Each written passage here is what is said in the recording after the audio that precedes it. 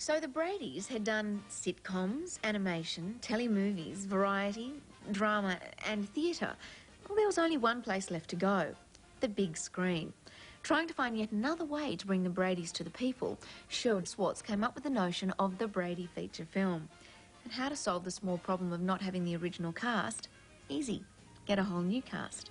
With interest in the Brady Bunch at an all-time high, Sherwood and Lloyd Schwartz convinced Paramount to bring the Bradys to the big screen, complete with a new cast and an added twist. A feature film has to be in some way majestic and different than the TV show. We knew about the success, and we had seen the success of the real-life Brady Bunch, and the satirical ability to do that, and I'd even seen it on Saturday Night Live. A satirical look at the Brady family was exactly what Paramount wanted. With a relatively small $12 million budget, the Brady Bunch movie began shooting in 1994. Shelley Long signed on to play Carol Brady. I knew about the show, but I didn't know the show, so I had to really learn her character, her movements, her voice. This was a parody. This was Carol in the 90s. So this was a little bit different Carol once she's dealing with more 90s things. Dittmeyer. Mr. Dittmeyer says seat's overhung, but he's not in a good mood because he's taking it in the rear. Must be that paper boy again. Cindy, that's Mr. Dittmeyer's business. One of the big strengths of the Brady Bunch feature films is that as satire, they were done very well, and they were certainly done very lovingly. Clearly, you know, obviously the involvement of Sherwood Schwartz in the films meant that while they really set out to lampoon what the Brady Bunch was about, they certainly didn't denigrate it, they didn't put it down. In fact, they kind of embraced it quite sweetly and really kind of ran with it. Kids, I'm afraid the money that we were counting on is no longer a possibility. But I want you to remember that no matter where we go, or whatever house we're in, we'll be fine as long as we're together. So I don't want to see any more frowns. We're Bradys. And as a wise man once said, wherever you go, there you are. Never thought of it that way, Dad. The movie ranked #1 at the box office in its first 2 weeks of release in February 1995. It went on to take more than $50 million in the US alone, 4 times what it cost to make. The success of the Brady Bunch movie paved the way for a sequel. In 1997, the big screen release of A Very Brady sequel followed the Brady family through yet another modern-day adventure. They say, at least now the Brady Bunch is over. And I say, you know, the Brady Bunch is a lot of things, but over it isn't. Brady Bunch has left the land of television. Brady Bunch has entered the land of Americana. Books, plays and movies have not diminished interest in the original sitcom. With Brady Mania entering its 4th decade, the sitcom's creator and cast ponder how long the ride will last. Years ago, people would say to me, what show is going to replace the Brady Bunch?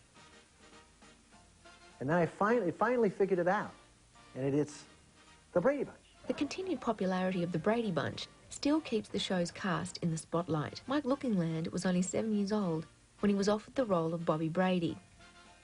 Although Lookinland gave up on acting almost 10 years ago, he made national news in 1997 following a drink-driving arrest.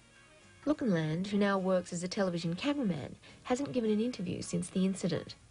They don't want to necessarily be tied into Brady's their whole lives, and I can understand it. I have not had to live my life being recognized as a Brady and being celebrated for something I did 30 years ago. Maureen McCormack also shies away from discussions about the Brady Bunch and declines most interview requests on the subject. The married mother of a young daughter still enjoys acting, and in 1998 earned favourable reviews for her portrayal of country singer Barbara Mandrell in a television movie. Get to the heart of the Barbara Mandrell story. A band, a microphone, the Jordanaires.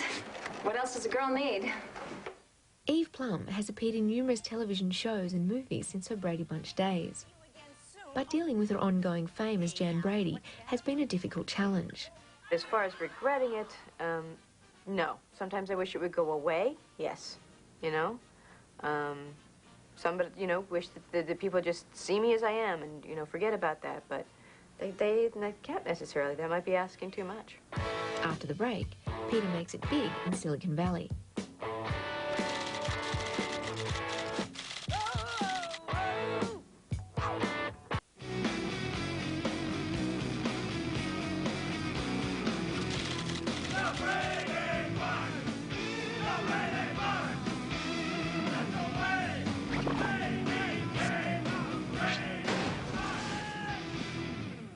We all know Mike is no longer available.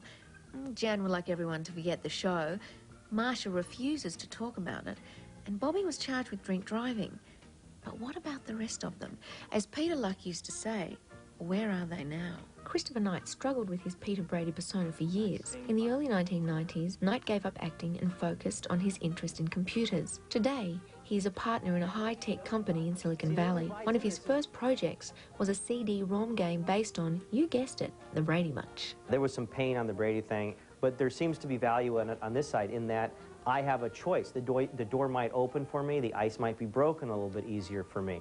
Being known as Greg Brady never bothered Barry Williams. He escaped the typecasting problems that plagued his co-stars by concentrating on a singing career.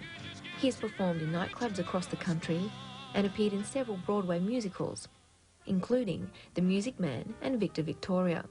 In theater, you go up, you sing your song, you read your scene, you take a look, and you know, you're either right for the role or you're not. And I find that television is so personality-driven, so perception-driven, and so incestuous that sometimes you're fighting elements that you can't possibly compete.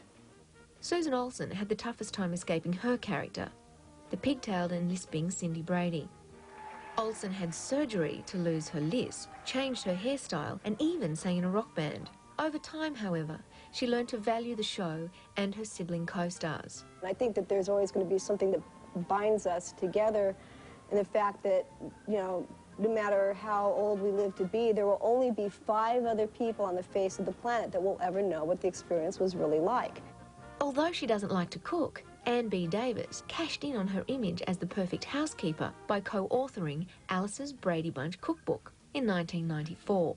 In 1998, Davis retired to San Antonio in Texas, where she remains committed to her life of religion. I really don't care to perform on stage or off anymore. I've really done that. I'm very happy and content with my life, the people that I share my life with, and the place that I've come to live. And I'd just rather not do that anymore. And if God is good, he'll let me retire. No one has embraced the success of the Brady Bunch more than Florence Henderson. The eternally youthful Henderson has turned her role as America's best-known mum into a steady stream of work in television, movies, and on stage. In 1996, she was honoured for her achievements with a star on Hollywood's Walk of Fame. Henderson never tires of talking about the show that made her a star. I think this show represents something that everyone longs for in life, whether you're gay, straight, whatever you are. Parents long for that kind of relationship with their kids. Kids long for it with their parents. It's really a gentle, sweet show, but I don't think there's anything wrong with that. I think we obviously need something like that in our lives, and I think that's why that little show doesn't go away. Even Robert Reed ultimately came to accept the value of his role in the Brady Bunch. Generation after generation that comes along can still identify with these kids with the same problems. Yes, it's not as complex as real life, but it's not meant to be. Creator Sherwood Schwartz, who recently celebrated his 50th wedding anniversary, refuses to slow down. He and his son Lloyd are currently working on several projects involving the Bradys. Schwartz says he's only giving the people what they want. I get fan mail that is unbelievable. I mean, people love me. I hate to put it that way, but they do. They love me, not because of me. They love me because what I have given them. There's not a lot of television and there's not a lot of multimedia that actually teaches you anything. And I think that maybe you walk away from the Brady Bunch feeling this nice or this fuzzy. I don't know a lot of other shows that can boast that. I think the Brady Bunch were so influential in the sense that I don't think any families since the series have actually ever fought or let the sun go down on their anger, as Mike Brady used to say, very eloquently, I thought.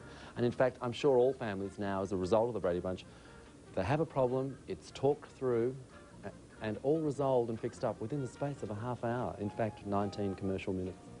I think the reason that the Bradys have gone on and on and on is, and they probably will continue to, is because there's something underlyingly sweet about the show that we kind of respond to at the very same time that we feel a slight kind of contempt for them for being so incredibly daggy.